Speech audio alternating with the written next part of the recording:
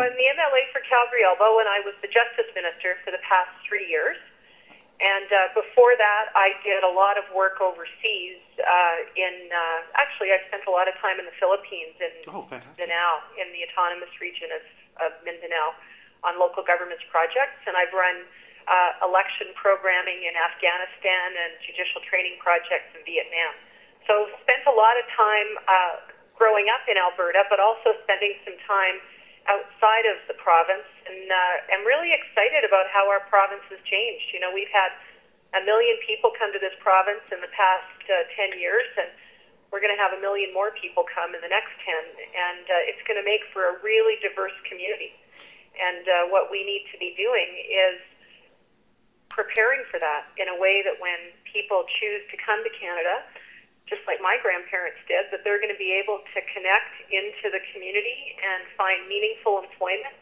And we have to have training programs in place and ensure that we're being an open and welcoming and diverse community for people to live in. There's a real opportunity with temporary foreign workers. I think when the temporary foreign workers program was first started, that it was very much focused on the idea of just bringing more people into the province to work. But what we missed then was the opportunity to say, when people come, how are we going to ensure that their rights are protected, that they're guaranteed employment, that if they want to find a bridge, to find a way to stay, that we give them those opportunities. And we haven't done that, and that's a real loss for us. You know, to have a person who's prepared to make a decision to come to Canada and to live for 2 years apart from their family, and then to say, okay, please, you know, now please leave, that's someone who really needs to be connected to our community and be invited to be part of our community and to bring their family and to really develop their future in this province. And that's what's going to make our province great.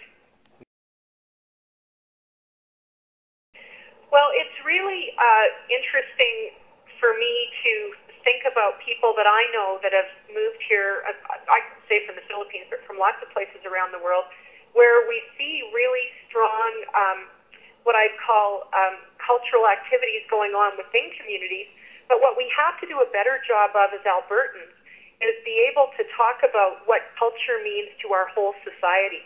So I think we need to do a much better job in developing culture in our school curriculum, supporting languages, and also something else, which is creating public art and public culture so that we have a lot more public, like community public art spaces where we have the opportunity to express culture in a different way. So, for example, I don't want to see only activities where we might have one weekend where we highlight cultural community in the province or in the city. I'd like to be able to see that spread over more sorts of cultural festivals in the longer term, over a year. And that's going to mean really speaking differently to communities and inviting them to participate in different ways in a lot of the what I'll call the mainstream cultural programming that goes on. Because I don't think culture and arts should be about an elite program. It should be about finding ways so that kids can learn about culture together and speak together and really build a future where we're not seeing cultures being isolated. I'm running to be Premier because I believe that our future needs to look entirely different than it has before. And I spoke a little bit previously in terms of what my approach would be in terms of having people that have come to Alberta recently more connected. But the reason that people have come is because they want to have that optimistic future. They want strong health care. They want to have a good education system where their kids can learn as much as they possibly can and excel to the best of their abilities. And so one of the reasons that I want to be Premier is because as we grow as a province and more people come, government needs to think differently about how we're delivering programs to people.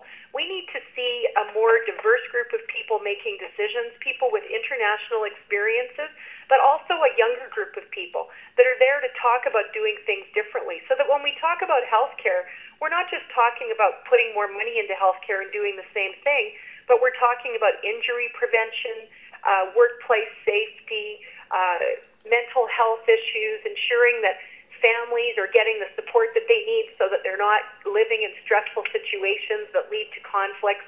So all of those pieces of what I would call social policy are pieces that government needs to do a better job of. And I've been a minister for 3 years, and I've seen some things that have worked really well, but I've seen a lot of things that haven't.